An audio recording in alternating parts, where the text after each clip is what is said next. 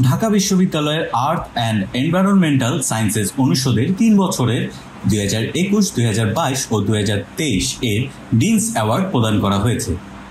বৃহস্পতিবার বিশ্ববিদ্যালয়ের নওয়াব আলী চৌধুরী সিনেট ভবনে আয়োজিত অনুষ্ঠানে শিক্ষার্থী ও শিক্ষকদের হাতে এই পুরস্কার তুলে দেওয়া হয়।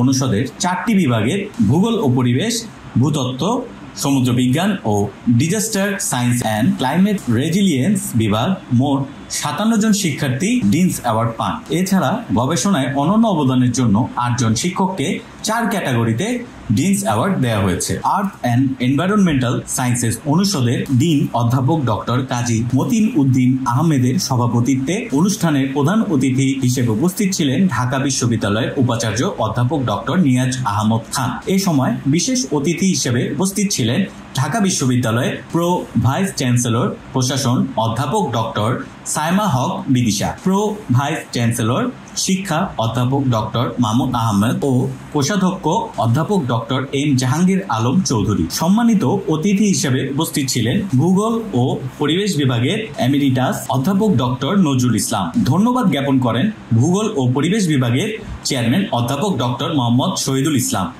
অনুষ্ঠানে শিক্ষার্থীদের অভিভাবকরাও উপস্থিত ছিলেন।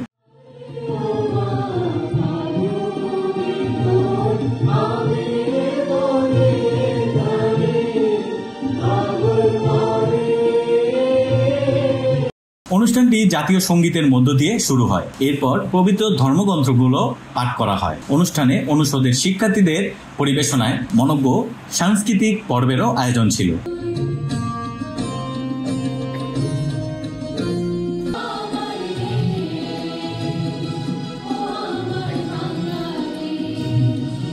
পরে অনুষদের গবেষণা কার্যক্রমের তথ্যচিত্র উপস্থাপন করা হয়। এছাড়া Q1 জার্নালে প্রকাশনার জন্য 22 জন শিক্ষক ও 1 জন কর্মকর্তাকে বিশেষ পুরস্কার দেওয়া হয়।